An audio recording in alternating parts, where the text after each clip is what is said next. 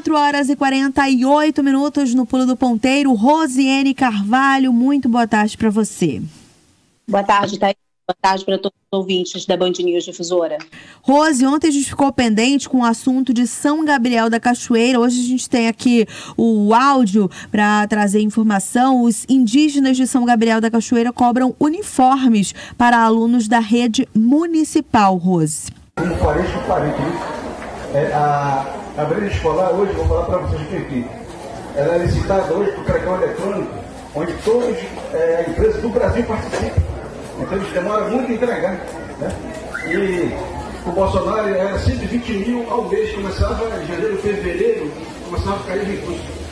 120 mil, o presidente Lula é 202 mil, 204 mil, hoje cai o repasse do governo federal para comprar merenda escolar. Aí eu pergunto de vocês, São Gabriel da Cachoeira tem mais de 11 mil alunos e as bases tem quase isso. O que vai dar hoje 200 mil para atender de imediato? Né?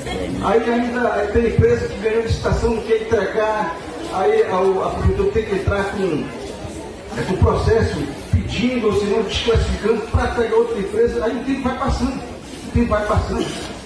Onde eu quero falar para vocês, meus parentes.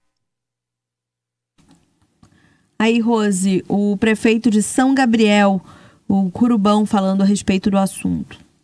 Pois é, Thaís, o que aconteceu é que o prefeito estava numa agenda mais ampla de algumas entregas e ao Areté, que é na terra indígena Yanomami, na parte que fica em São Gabriel da Cachoeira. E aí, no finalzinho desse vídeo, você mostrou uma placa que era as pessoas da comunidade reclamando falta de merenda escolar. Não sei se você lembra que no ano passado eles também enviaram para a gente reclames a respeito do atraso no início das aulas da educação indígena, educação escolar indígena. Então, há esse contexto, né, de agendas que são construídas neste ano, que é um ano eleitoral também, de forma positiva, tentar se construir uma agenda positiva com a comunidade e a própria comunidade aproveitando aquele momento para fazer reclames das suas reais necessidades, né, que às vezes ficam esquecidas. Agora, é um detalhe que é importante o esclarecimento e que a gente consiga compreender também, é porque, de fato, é um problema para os prefeitos do interior do estado, especialmente dos municípios mais distantes desse eixo da distribuição que é Manaus, ponto de Manaus de distribuição para o interior do estado. Os municípios realmente demoram muito, né, para receber uma série de ajudas, de compras, enfim, de todos esses processos do que é oferecido para a população, de obrigação da prefeitura. Por exemplo, quando a gente esteve em fevereiro lá, a gente filmou a chegada de cestas básicas de água da época da seca, de setembro, né? Então, é um processo complicado, mas processos que são declarados como emergenciais, em situações que, em tese, os surpreende, né?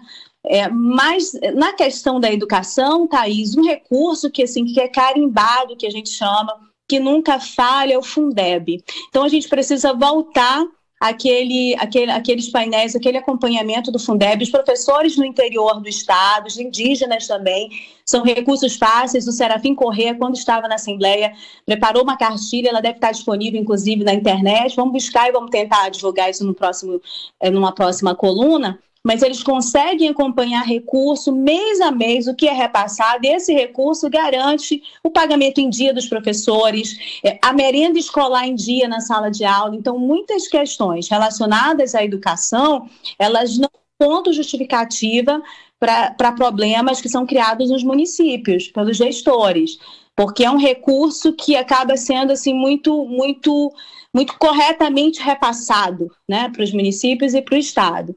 Há uma série de problemas, mas os problemas são de outra ordem, muitas vezes relacionados ao Fundeb. Então, a gente precisa se debruçar um pouquinho mais sobre essa questão para todos os municípios, não só aí para São Gabriel da Cachoeira, e a gente traz essa informação porque veio para a gente por meio dos indígenas. Uma outra questão, Thaís, que eu estava doida para registrar aqui, foi passando, eu esqueci. Na semana passada, acho que foi na semana passada, eu estava tomando café ali na Paraíba e me surpreendi com a presença no mesmo café do secretário nacional de saúde indígena, que é o Veiga Itapeba. Ele foi para São Gabriel da Cachoeira, cumpriu uma agenda lá, depois também em Boa Vista do Ramos, e passou por Manaus. E você não vai acreditar quem é que estava na mesa dele tomando café e conversando. Ouvi muitas risadas, inclusive pareceu uma conversa muito amena, né? Uma conversa boa entre essas pessoas que estavam na mesa. Rose, eu ia citar com você, não só desse momento, mas do contato que você teve com os indígenas lá em Brasília. Muitas pautas foram apresentadas. Situações como essa da falta da chegada e ausência, vamos dizer, da educação, chegada de alimentos, de uniforme, enfim, outras solicitações já foram apontadas também. Esse problema é um problema crônico da população indígena pelas comunidades mais isoladas, em comunidades mais distantes da capital amazonense?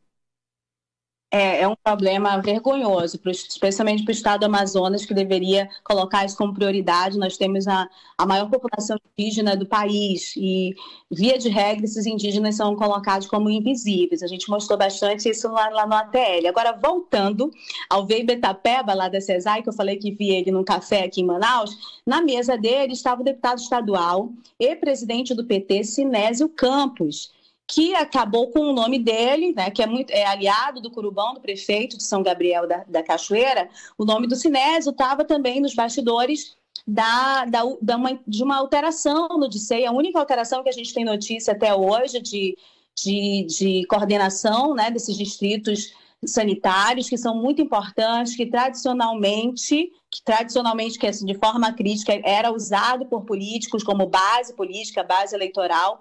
Com a chegada da Sônia Guajajara, ministra, né, no MPI, a Joênio Wapichana, houve uma alteração do contexto desses DICEIs e da própria FUNAI, da coordenação da FUNAI. Então, indígenas estão à frente, indicados pelo movimento indígenas, de todos os DICEIs e das FUNAIs também. Claro que das coordenações, né, das CRs que eles chamam, das coordenações regionais. Claro que muitos com essa indicação política também. Mas lá em São Gabriel, a gente acompanhou um afastamento dessa coordenação do Luiz Brazão, que era indicação do movimento, para que chegasse no cargo alguém indicado nesse contexto político, né, da bancada do Amazonas, do Sinésio Campos e do Curubão. Né? Eles conseguiram aí essa queda de braço. E aí o secretário da CESAI estava nesse café com o Sinésio aqui antes de chegar a São Gabriel, para uma agenda com os indígenas também, né? Foi lá, ouviu a FOIRN, ouviu os indígenas, uma série de pleitos, né, sobre a questão da saúde indígena, é bem grave, especialmente os rúpidas, né, lá em São Gabriel, mas cumpriu aí a diplomacia, o ritual da agenda política também, o secretário da CESAI, Weber Tapeba. Eu fui avisada sobre os minutos que restam, eu não consegui ler aqui na tela, mas imagino que já acabou o meu tempo. Não, temos 3 minutos, Rose. Tudo bem, 3 minutos eu acho que é para encerrar já, né? Vamos só falar da reforma tributária, então. Tá bom. Com relação ao Lira, fez a definição do grupo de trabalho da reforma tributária e os parlamentares amazonenses não participaram, ficaram de fora, Rose.